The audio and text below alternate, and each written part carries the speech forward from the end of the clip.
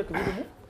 ci Ahmed ponk bu njëkk bi xam nga xew-xew la boo xamante ni bari na loolu lu mu jotoon a indi fii ci biir Sénégal mu xewoon ci diwaanu Louga dégg ko bi affaire boobu amee nag mu di soxna soo xam ne mu ngi doon am doom mu far fa jaaree daal di ñàkk bakkanam ci anam yoo xam ne métti woon na lool tax ab l'enquête bu ñu waxoon ne daan ko ibbi ngir indi ab leeral ci wàll wi loolu itam mënees na jàpp ne fu mu toll nii tembe mu ngi ci ay tànk yoo xamante ni mu ngi am ay avancement ci wàll wi la ko waral mooy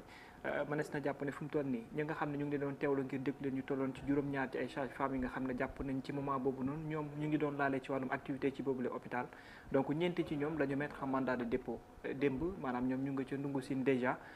xaaral ni nag la nga xamante ni ñu ngi koy wéyal ci wàllum enquête bi mais ci fàttali am na loo xamante ni moo njëkkoon ci ab décision boo xam ne jëloon nañ ko décret boo xam ne njiitu réew mi da ko jëloon dala yëkkati ki nga xam ne moo fa nekkoon directeur hôpital boobule tey jii ñu gisaat beneen sanction dala wàccaate est-ce que mënees na jàpp comme li ñuy woowee benn ouf de soulagement ci décision bi ni mel ndax lii la rek tamit doy na ci li nga xamante ni daanaka moom moo di maanaam décision bi war a mën a tax nit ñi jàpp ne am maanaam solution war na mën a juddu ci fàttali hôpital boobule également ña fa nekk ci ay liggéeykat ñoom ànduñu benn yoon ci ndogal yi nga xam ne ñu ngi koy jël ci wàllum sanction ba tax na sax ñu ngi amal ab banque yoxo waaye tam bokk ci ñeneen ñi nga xam ne dañuy yëngatu ci wàllum santé ci biir Sénégal tamit dañoo fas yéene amal ay banque yoxo ndax jàpp ne lu jëm ci wàllum système santé bi daal nañ ko xoolaat bu baax a baax mais est-ce que aussi ci benn côté sanction yi ni mel ça suffit pour dire que ni solution dina am ci li nga xam ne moo di jafe-jafe ñi jànkonteel ci biir hôpitaux yi amet waaw monsieur Siré Sy laa ci bëgg njëkk a interpellé par rapport ak situation bi ak yoon bi nga xam ne fi mu toll nii jël na ko ñii ànd ci ñi nga xamante ni ñoom la yoon dal seen kaw ànduñu ci mais am na sax ci population bi ñoo xamante ne nii ñu ngi tàccu par rapport ak décision bi am yow loolu lépp noo ko jàngatee. waaw man ñaari jàngat laa ci am premier jàngat bi c'est par rapport ak personnel soignant ak personnel médical bi ay la yéwén am na lu fi jot a xew mais je pense que avant tout dañ leen a war a sant gërëm leen suñu xoolee man Fuuta laa dëkk soo génnee Dakar nga dem ci hôpitaux yi ci am fu mu nekk soo xoolee ci conditions yi ñuy liggéeyee nga xam ni ay jàmbaar nañu àll yéwén nag léeg-léeg ay ndogal mën naa am rëccu mën naa am mais dans l'ensemble sunu agent de santé yi ngàcce ngalaama ñoom malgré nag que le matériel les infrastructures daanaka moo sooxeel yëpp donc bu ñu nekkee ci contexte yu xaw a doy waar yi bu ñuy di jaawale tamit bu ñu di jël yëpp sànni sage-femme au Sénégal infirmier au Sénégal aide-soignant ba ci médecin au Sénégal ay la yowén ay jàmbaar nañ mais man fi may mettre sama analyse c'est par rapport au ministre de tutelle ci management li ñuy tuddee sax le management de la très haute performance ni mu waxee kilifa du ko waxee nu mu jëfee kilifa du ko jëfee xam nga soo nekkee ministre dafa mel ni da nga njaboote ay nit sa njaboot bu ñu xesee ba dara am sa premier devoir en tant que manager en tant que leader c'est de leur protéger c'est de ne pas de leur vilipender quelle qu'en soit la gravité des fautes yu ñu commettre yow toujours am nga possibilité pour ñëw régler ko à leur niveau ñëw yow mais le ministre acte bu mu jël ci conférence de presse bi dafa mel ni dafa lâcher à la vindicte populaire ses propres agents or que il doit être le premier des protecteurs de leurs agents. léegi lan nga jàpp nga baal ma. balaa nga ci sori. lan nga jàpp ne moo tax mu am attitude boobu est-ce que politique waralu ko. bon xam nga lu ko war a mais su ñu la joxee responsabilité. ay la yowén bu fekkee même da ngay def politique il faut distinguer les deux temps. Il y a le temps politique et le temps technique. Le temps politique, c'est un autre ordre de discours.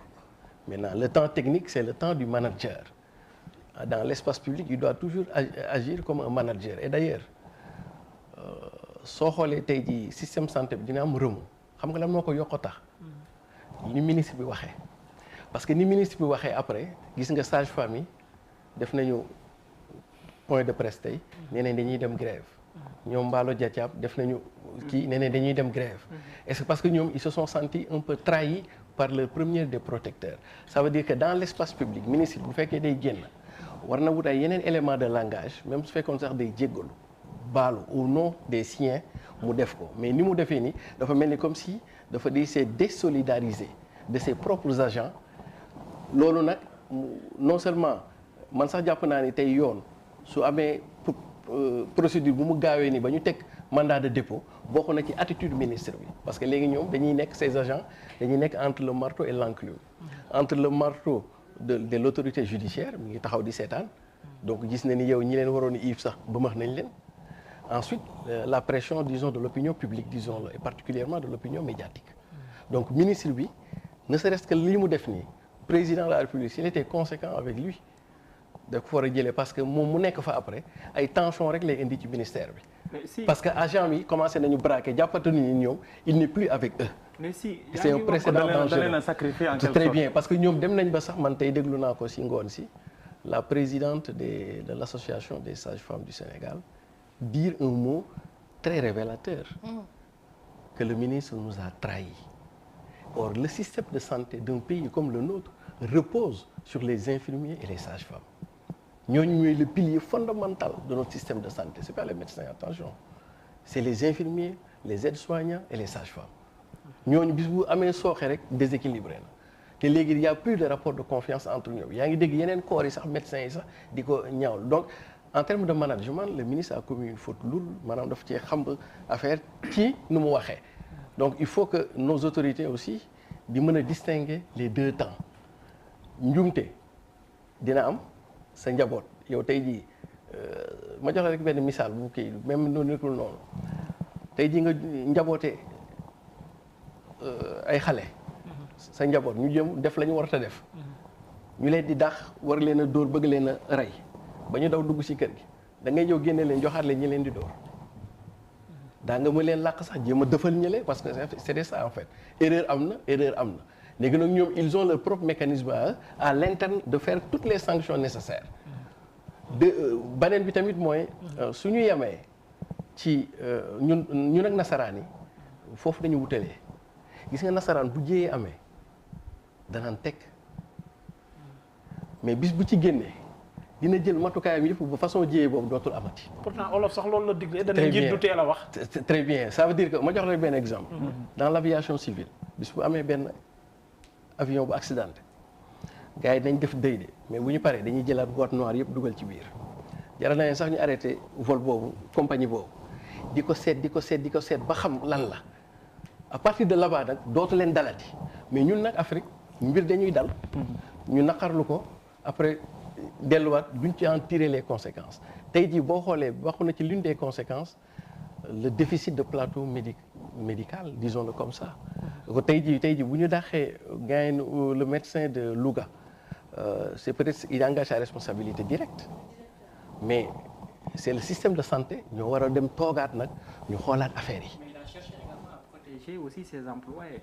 kan le directeur bi sax ni mu waxee moo gën sax ni ministre am waxee waaw parce que moom ci biir wax bi boo ko jàngatee ba ci biir nga def ay grand bi xam na li may wax di nga gis ni il reconnaît implicitement l'erreur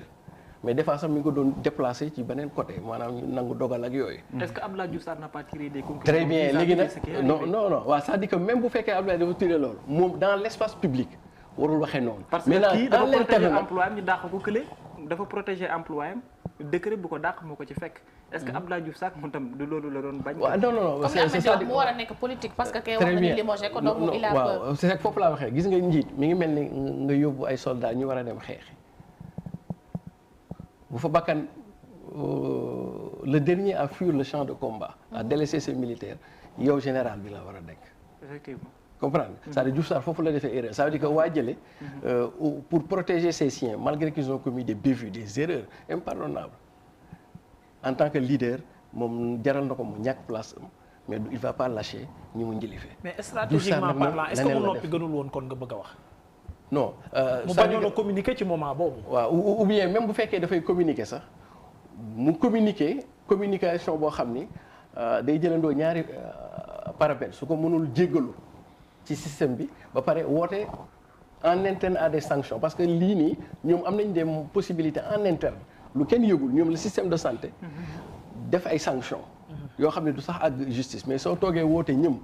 toog ni li fi am nii ak nu mu ko waxee mënoon naa ñàkk ay càggante la affaire yu demee ak yooyu mais yow su boobaa même à l'avenir pour nga mën a maîtriser waat gars yi te Dieu sait que xam nga nit ku ñuul moo xaw a bindoo noonu nit ku ñuul da nga def fukk lu baax nga xëy def benn bu bon mu fàtte lépp. dinañ ci retenir affaire boobu. dinañ ci ñëwaat jëye am na. ñëpp a ngi koy naqaru c'est impardonnable. on doit en tirer les conséquences. Tirer les conséquences c'est pas seulement pour moi ñu dàq benn kii bi. mais c'est le système de santé ñëpp xam nañ dafa am déséquilibre. fii man la jox benn exemple rek Fouta barki dem ba. sama maam dafa ci escalier bi dafa daanu. bu mu dem bi ñu ko yóbbu hôpital garab yi ko waroon fajee amul ci benn pharmacie Fouta. donc il a fallu que ñu yóbbante Dakar fii ñu jënd ko pharmacie pour dem yóbbante ko mais xam loolu. c'est dafa métti ci xol. donc nag foofu loolu la nekkul fii ay toog jaay kii dañu war a toog ak l'autorité système bi ñu ñoo dem mais fi mu toll nii on est parti pour benn système de santé en ébullition tout le monde se braque finalement il faut que l'autorité nag puisse prendre ses décisions pour répondre parce que système de santé moom li ñu ci jot a am kës néew su perturbé wu moom du musiba day am. merci beaucoup le temps ma jox monsieur Thierno Amadou Sy mu réagir par rapport ak li nga xamante ne ni moom moo am mais surtout li nga xamante ne moom la monsieur Siré Sy wax par rapport ak communication ministre tutelle bi yow loolu nan nga ko jàngatee ba laataa may jox sama collègue yi ñu réagir si aussi. alors situation bu doy waar la bu yéeme ndax xam nga réew mi. bu ñu fàtte yaa moins de 2 ans génn nañ situation boo xam ne ñun ñëpp ñu ngi doon tàccul ñu nekk ci système de santé bi en général muy médecin yeeg infirmier yeeg ci nu ñu jàppalee ci Covid 19. mais malheureusement nag jàmbaar mooy dem ca waar wa mooy am ndam moo fa jëlee dul ndam lii kenn souhaité wu ko kenn ñaanul yàlla cas de décès benn. ñaar ñett lu mu doon ci sunu structure de santé yi démb maa ngi doon dégg benn docteur professeur Ndoye mu toog ak président de la République mu ne médecin cas de décès boo am sa ngiiru dund doo ko fàtte mu ne lu diis la ci ñoom donc ça veut dire que métti na maintenant nag ni ko professeur waxee yu mel noonu bu amee communication bi njëkk am bi directeur de l'hôpital protégé na ay nitam. je pense que boo yoree équipe jusqu'à la fin da nga leen di protéger ministre de la santé pour man waxam benn instant xaw na ëpp tuuti ci conclusion yi même bu dee inspection indi na ko inspection bi en interne c'est un avis mënoon nañu def liggéey ba ca war en attendant en interne aussi. en interne le temps que di jël gaa ñi di leen sàddi carrément ci public bi Sénégalais commentaires yi gën a yokku pression bi gën a yokku justice bi dugg ci c'est-à-dire que ñi ils sont sanctionnés doublement triplement sax métti na bu ñu bàyyi woon justice def liggéeyam ñu jékki-jékki justice génne ay enquête am ne mbir mi nii la tëddee tëj nañu diw jàpp nañu diw en attendant mais ba ci ministre bi sànni li mu ci sànni réseaux sociaux yi nekk ci ñenn nekk ci. maa ngi xalaat carrière ñii aussi même si ki dem ndeysaan dem na ba pare donc fi ñu nasaraan yi xawee raw tuuti mooy ni ko professeur waxee sànq yu mel ni bu amee analyse profonde la ñu war a def waruñ ci dem ak précipitation sanction dafa war a am waratuñ nekk ci réew moo xam ne yow dañ lay dénk mbir nga tëdd fa leen nelaw wala yenn sage-femme ñun nañ koy gis ci hôpitaux yi parfois il y a des comportements yoo xam ne c'est indigne loolu xam nañ ko ñun ñëpp xam nañ ko mais loolu ci management bi yëpp la ñu war a waxal ministre de la santé bu egsi war nga def rigueur boo xam ne personnel bu ñu recruter ti même bu dee Bakel la toog war na xalaat ministre bu ma dégg léegi daf may dàq. te à tout moment mën na ñëw léegi may. à tout moment donc loolu rigueur la foofu la mbirum top management bi di ñëwee boo jógee ci ministre bi mu xalaat directeur bu nekk ci hôpital am médecin chef de région bi wala médecin chef de district am ainsi de suite ainsi de suite donc nag. management bu bees bu ñu soxla ci système de santé bi dégg naa aussi démb ba président di waxu hôpital Dantec ne type de management bu ñu war a instaurer ci hôpitaux yi dafa war a nekk bu ànd ak rigueur war a nekk ñun bu ñu ñëwee ñu xam ne ay clients lañu mais malheureusement ci hôpitaux yi da nga fay dem yenn saa attends dañuy fàtte ne ku feebar nga soit ñu lay yuuxu fii soit ñu lay demal wuti tikki nga ñëwaat fekk yaa ngi sibiru fekk yaa ngi feebar ainsi de suite boo amul accompagnant da ngay xaw a dee donc c'est vrai que métti na mais situation bu mel nii crise la communication de crise ñëpp xam ne dafa jafe yombul mais man je pense que ni des deux côtés famille bi tey Sénégal yëpp ànd ak ñoom muy jëkkër ji muy ay waajuram Sénégal yëpp ñu ngi compatir mbir mu métti la beneen côté bi suñu ay jigéen sage-femme ak yooyu mënuñ leen lâcher noonu ñoom aussi parce que ku ci nekk certainement def nga carrière am nga ay réussite am nga ay succès échec bi ñëw mënul tax ñun ñu jël la ñu sànni la génne la société bi même si sanction war na am moo tax ma ne la c'est très complexe c'est très compliqué il faut gérer cette situation avec beaucoup de responsabilité. mais yaa ngi wax kenn waru leen a sànni mais est-ce que waruñu dooree ci bii daal di régler waale nag problème yi ngeen fi wax yëpp ci système moo tax nag ma dem ba ma ne la management bi sunu hôpitaux yi nan lañ koy gérer ban rigueur moo ci am yan type de directeur la ñuy am yan type de recrutement la ñuy am bopp koñ boo dem fekk fa benn école ñu bind la xaw ma lan sage-femme nangam. n'est-il pas le moment de commencer à partir des personnes yi nga xam ne ñoo nekk ministre tutelle la ñu wax. il a si bien dit tey mënees na jàpp ne problème bu fekkee am na nu muy élargir bu fekkee ne ci kaw gi am na koo xamante ni moo fa nekk et à chaque fois c'est la personne bi ñuy pointer du doigt. tey bu ñu ko féliciter ci mbas mi passé parce que y a des gens yi nekk ci suuf am liggéey bu am solo bu ñu amal. mais tey bi problème amee il a dégagé ses responsabilités il a pointé du doigt certaines personnes est-ce que déjà loolu ça suffisait pas ñu ne il est temps de revoir ki nekk ci kaw. waaw mais loolu xam nga li ma ci mën wax mooy mbas ba mu amee du moom rek la ñu féliciter personnel de santé bi la gars yi gën a mën a féliciter parce que moom dafay dem président jox ko moyen mu ñëw mu dérouler. mais personnel de santé bi ñi nga xam ne ñoo doon def jël risque jàkkaarloog patients yi. am ñu ci jàpp Covid am ñu ci ñàkk seen bakkan. mais ñun ñooñu lañ gën a féliciter ñun. par le ministre en réalité c'est vrai que déroulé na managé na et tout mais ñi gën a sonn ñu gën a loru ci liggéey bi instant bi aussi c'est la même chose sage-femme yeeg infirmiers yi ñoom ñoo gën a sonn le ministre donc ñun seen situation la ñuy gën a xalaat ban tey nga jël benn ministre nga jële ko postam yóbbu ko feneen ak nga jël 1000 sages-femmes 1000 infirmiers sànni leen ci biti man je préfère nga jël ministre yóbbu ko feneen parce que tey li ñu war a def mooy waruñu ñàkk ñii waruñu leen démotiver effectivement c'est ça aussi le problème waruñu démotiver ce personnel là parce que en réalité aussi yenn saa seen payoor sax demeewul noonu bu enquête yi xuusee ba ci biir boo moytul di nga fekk ci sage-femme yooyu ñoo xam ne nekk guñu fonctionnaire ay contractuels lañu ay stagiaires lañu da ngay dem ci structure de santé yi nga gis fa ñu bëri dañ fay nekk pendant 7 ans 8 ans kenn recruté wu leen. ñu ne comité de santé moo leen di fay. ma dolli la ci loolu am na ay sages-femmes yu doon wax keroog des fois ñoom da ngay gis femme buy accoucher ñëw ñoom ñooy ket seen biir jënd couche jënd li nga xamante ne moom la femme bi di defaroo ñu jox jënd garab pour mu naan te seen payoor demeewul noonu wala comme ni nga wax amuñu fa sax contrat. donc nag moo tax ma ne système bi loolu yëpp dañ ko war a xool gën leen a motiver gën leen a jàppale su ko defee ku ci def erreur sanction à la kulli dafay am.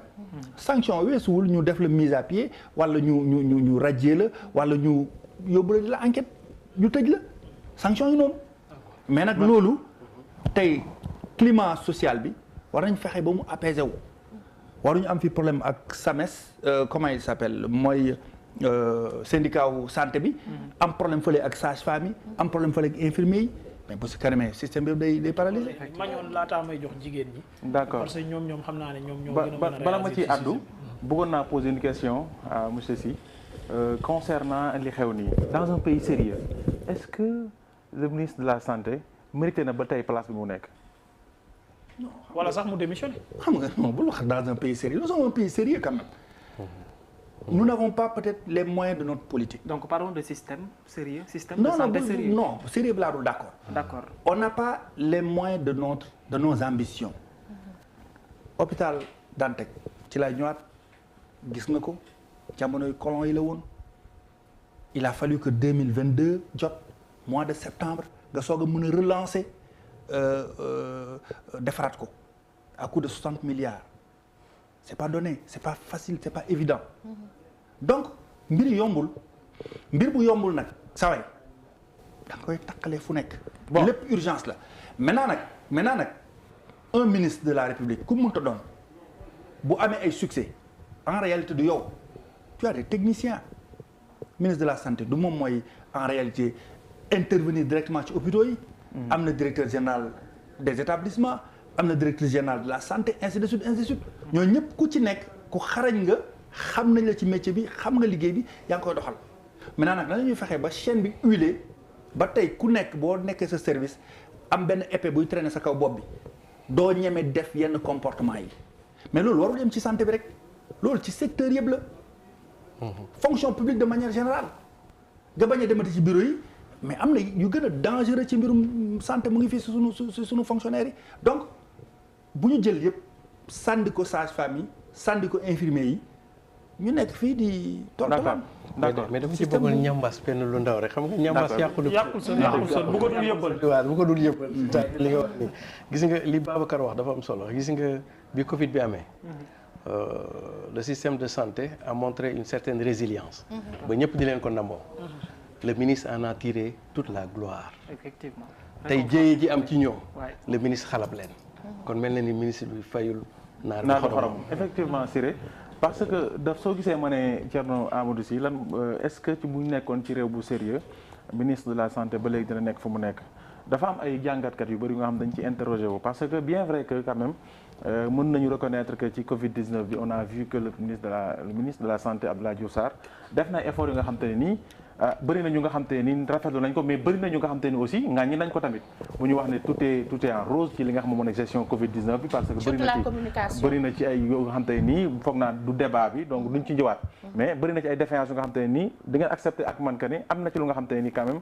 lu ñu war a mën a xoolaat la njaw des na ci xam bin par rapport ak li nga xam moom moo nekk système sanitaire bi mais bien vrai que nekkul ne moom moo nekk directeur cabinet wala moom mooy technicien wala tel mais lépp lu nga xam te ne ni ça concerne santé bu réew Sénégal ci ay épaules am la reposé wu donc am na ci responsabilité bu mag a mag léegi li ñu doon xaar moom mooy que ne événement yi bu amee ñun ñëpp ñu xam ne lu sérieux la nañ ci trouver solution parce que lii dafa nekk lu nga xam te ni élément déclencheur la ci jafe-jafe nga xam te ni Sénégal yi ñu ngi ko doon jànkonteel yow man ak keneen ci biir hôpitaux yi te kenn mësu koo am occasion wax ko donc lii dafa nekk élément bu nga xam te ni pour man dafa fësal dafa xaw yi sutura suñu hôpitaux yi ni nga xam te ni noonee la fa jafe-jafe yi nekkee mais ku ci nekk bés bu yàlla sàkk nga gis ne duñ la traité ci biir hôpitaux yi man njabel gee ma dëkk mais tu vois des infirmiers yu nga xam te ni le mois 10 000 francs lañ leen di fay 10 000 francs lañ lay fay léegi comment nan lañ mën a nekkee ci réew bu nga xam te nii ab infirmier wala benn sage-femme bu nga xam te ni mu ngi nekk ci benn dëkk di réewle ay nit presque benn commune bu nga xam te ni ça regorge lu toll ci 26 villages wala 30 villages kooku noonu di ko liggéey di fayee ko weer 10 000 francs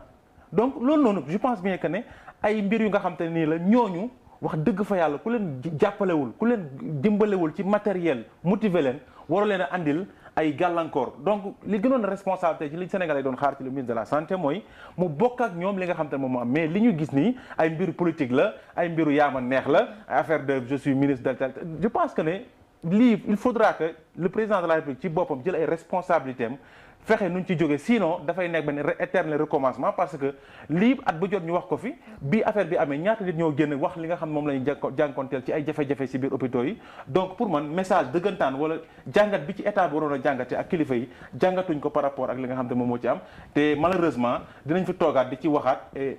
je suis désolé pour mon Sénégal. te désolé mais émotion la ñuy demee ñun Sénégal comme ni ñu ko waxee peut-être li guddoo bu débordel vase bi la mais comme ni ñu ko waxee à chaque fois santé bi am na benn maanaam pas bon c'est trop dire mais maanaam baax gi mu war a baax wala li ñu war a fekk ci biir hôpitaux yi amu fa da ngay dem ci hôpital yi nga xamante ni moo gën a reculer des fois ñu inauguré fi ay hôpital yoo xamante ni ay hôpitaux du moins da ngay dem foofu pour nit consulter doo gis da ngay ñëw fekk nit bu rang fil bu gudd y a pas de médecin y a pas d'infirmier y a pas de sage-femme donc tout hôpital bi moo fay nekk. te ñu ne ay milliards lañ ko lañ ci investir. effectivement on n'est pas là pour citer des hôpitaux mais gis nañ fi ay hôpitaux yoo xamante ni amul personnel de santé loolu bu ñu fiy toog di ko wax yaakaar naa ne du fi jógee wala nga dem sax Thierno doo nekk à l'aise ci débat boobu noonu mais xam nga li ñu wax ni bu baax a baax man je suis très à l'aise non doo si nekk à l'aise Thierno parce que poste de santé bu nekk fii ci Sika bi da ngay dem exemple dama la jox exemple bu gën a jege rek fii barki dem boo njaay yóbbu naa fa sama ab dëkkandoo da ngay toog ñu ne nga ànd médecin mu ne la damaa sonn damay noppalu dans un pays sérieux kooku xamuloo lan moo ko dal indi nañ ko en urgence moom bu mu ndogoo ba tey mu ngi wocc mu ngi def ay reflux gastrique tu te permets toi en tant que médecin te dire que dama ndogu damay noppalu dans un pays sérieux ci élection mën na ko ma répondre par man waxaguma non si parce que da nga laajte ne ci fan fan nga wax da nga ne fan dama la jox exemple parce que ci élection locale bi ñu koy waaj ci campagne bi am na accident bu amoon Ziguinchor xaw ma Kaffrine xaw ma tel te jamono yooyu ñu leen doon inauguré hôpital boobu noonu mais ki ci gaañu woon dañu il a fallu que ñu jël hélico andi ko directement fii ci Dakar te jamono jooju noonu ñu ngi inauguré ab hôpital bu ñu xam ne nee nañu ne c'est de dernière génération mais ça xam nga da nga ne xaw ma fan la non man li may wax ni Kaffrine la man dama bëgg ñu wax ak précision c'est-à-dire que tey réew mi non pas Kaffrine c'était à Kédougou. gis nga Kédougou la xam nga wax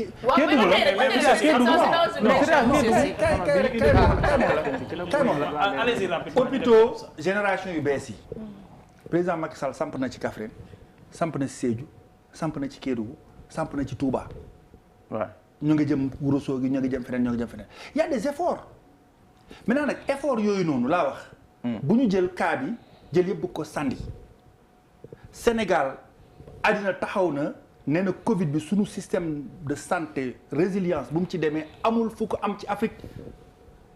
on est le premier en Afrique. loolu ku ko wax. yow ça va yow. journaliste non attends mais ku ko wax kan moo ko wax. non ku ko wax. j'ai perdu le nom du journal. journal bu ne ca bitim réew. vous allez le voir. Sénégal li mu def ci Covid. en matière de résilience ak gestion amul pays africain bu ko def dama ne la effort yaa ngi fi la volonté est là. mais ndax xam nga ne li ngay wax ni tey demal hôpital principal c'était au début waaw dafa préciser la li ngay wax ni information bi ngay wax c'est vrai lu am la mais c'était durant les 3 premiers mois mais après les 3 premiers mois ci Covid-19 bi le Sénégal s'est placé presque parmi les 10 derniers Babacar ba si vaccin bu mu fi ñëw on a vu la communication vaccin yi léegi ma kon ne demal hôpital principal d'accord nga comparer hôpital bi tey visage am ak il y a 3 ans 4 ans ci ginnaaw d'accord des efforts sont là. c'est une nécessité loolu lañ leen di non mais loolu moo tax ma ne les moyens non xaaral ay budget ngeen daan ma am na changement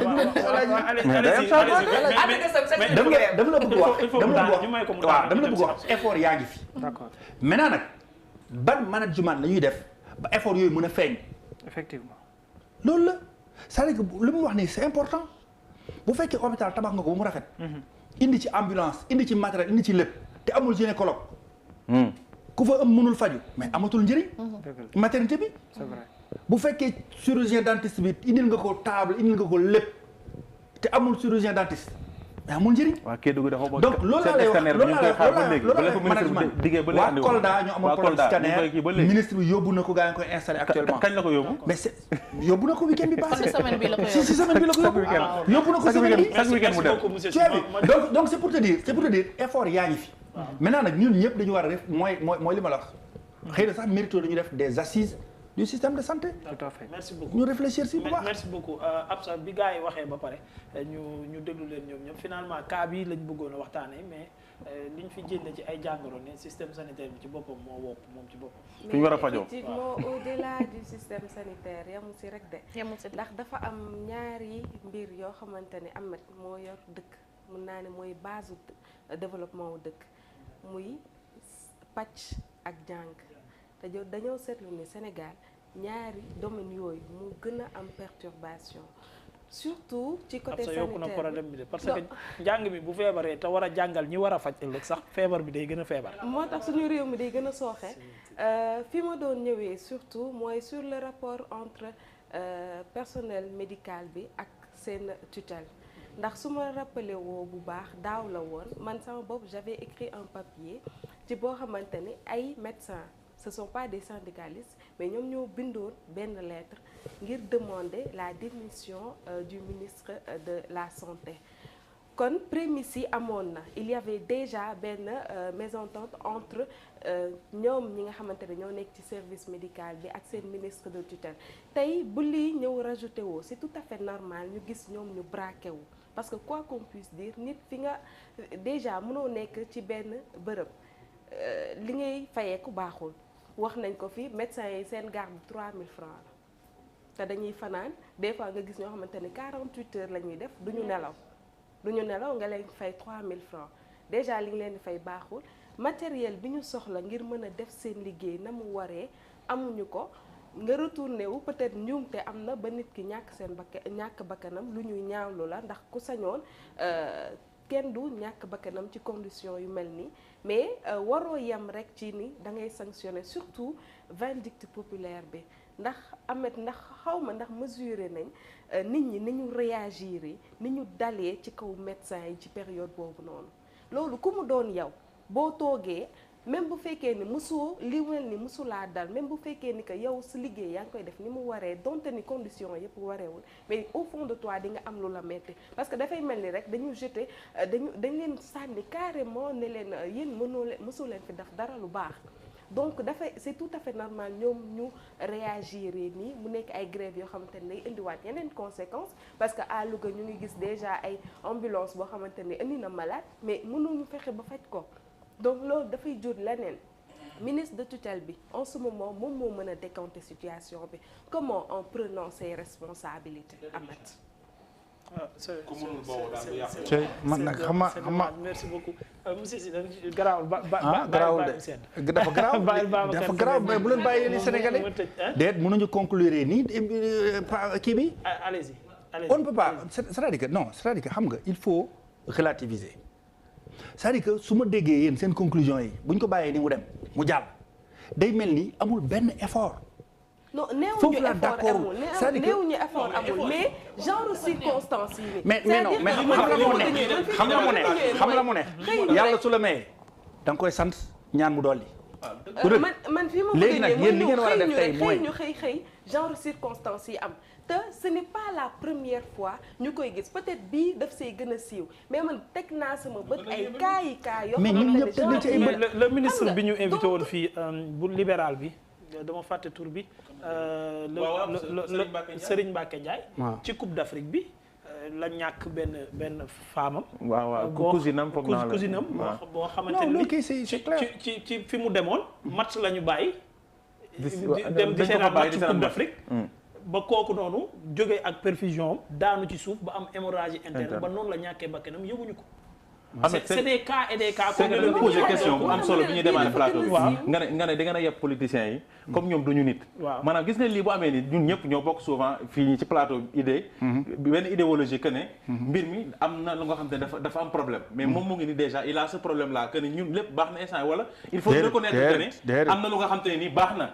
te dañu ko bëgg a forcer ci suñu conclusion yi. non d'accord mu ngi may jaxase ak Sénégalais yi joxe na idée ñu def assise santé bi. waaw mais mënuñu ko def ci plateau bi. léegi nag foog ñu jàll ci beneen point. non bàyyi ma conclure foofu tuuti dama li ma la bëgg a xamal mooy. waaw c'est important de relever grief ci am yëpp jafe-jafe mu ngi fii kenn mënu ko bu ñu tollee 2022 jigéen ñëw war a dem césarienne ci lu ñu wax defuñ ko. wala appliqué wu ñuy war a appliqué bu mu décédé mais c'est parce que l'affaire est grave donc gravité boobu xam nañ ko mais dama la bëgg wax ne man li ma d'accord rek mooy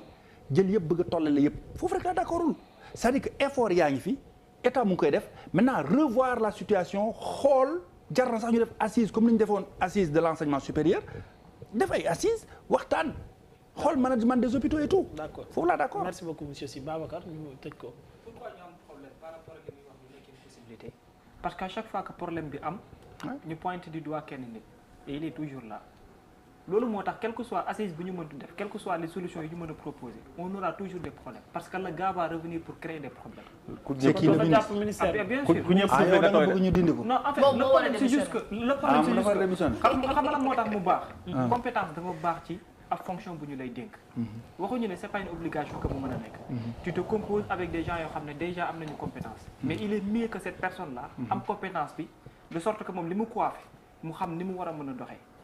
politique politicienne ak partisanerie bi ñuy gis ci ministère de la santé ñun waxuñu ko ñoom ñi nekk biir ministère de la santé ñoo koy wax seen bopp même quand il y a parfois réunion sax ñi nga xamante ni seen xel dafa màcc ci wàll bi dañuy am problème ak ki nekk seen jiit parce que mënuñu déggoo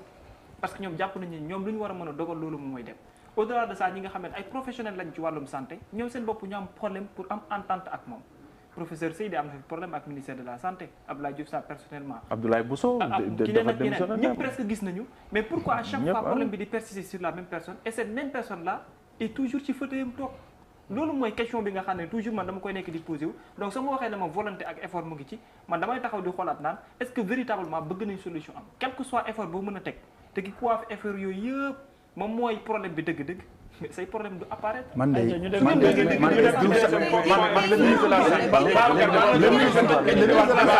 la santé waxuma yoo xam ne man su ma leen ne volonté su ma leen ne volonté su may wax volonté su may wax volonté volonté politique ak vision je parle du président Macky Sall. mais ministre de la santé kay bu leen neexal moom Macky Sall kay bu def ñu jàll ci deuxième point. waaw bii moom du ma ñàmbaar mais damay tof la waaw c'est-à-dire que waaw Thierno Sy dafa wax lu am solo dafa wax assise de la santé mooy proposer idée c'est-à-dire que ñun suñu problème mooy il faut réformer la réforme xam nga santé waaw il faut réformer la réforme en réalité parce que santé dañu leen a jox autonomie de gestion le fait que ñu jox leen autonomie de gestion en termes de management il sort du secteur non marchand pour dugg dans le secteur marchand or santé éducation mënul dugg état bu sérieux du ko inscrire dans un secteur marchand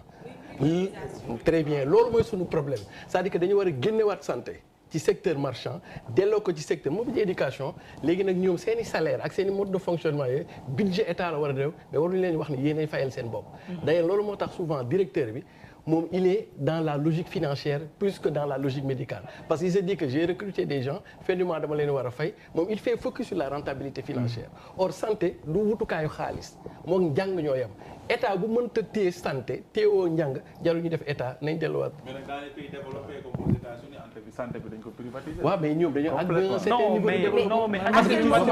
ba pare mieux. en plus dañoo am système social. dañoo sama dañoo am boo xoolee France soo xoolee France dañoo am système social boo xam ne mooy jël en charge lépp. boo demee yeneen dëkk yi développé les compagnies d'assurance assurance loolu lay jëriñ mais ñun amuñu caisse de sécurité sociale. non franchement système B moom ak bii moom mënul. léegi li ñu war def mooy te erreur boobu je rappelle à l'époque c'est les programmes d'ajustement structurel ñoo ñu ko imposé woon parce que on les devait de l'argent fay nañ leen seen bor depuis 2000 ameletuñ leen dara donc léegi ñun am nañu sañ-sañu delloowaat suñu système. léegi nag dafay des volonté politique mais tant que ñi ngi leen di bàyyi autonomie de gestion ñoom ñu gérer seen bopp ak yooyu musiba lay am parce que ñi koy jiite dootuñu talati le soin dans les approches médicales de soins mais les approches de rentabilité financière. en tout cas ñun góorgóorlu bu ñu ñëwee. danañ ko réformer. d'accord ayca Babacar ñaareelu ponk bi. Ahmed ñu wax ci lu jëm ci wàllum politique dañoo génn ci élection présidentielle en 2019 mu am une personne boo xam ne moom mënees na jàpp ne ku ràññeeku la woon ci wàllu ndax taxawaay bi nga xam ne tamit amoon na ko au niveau de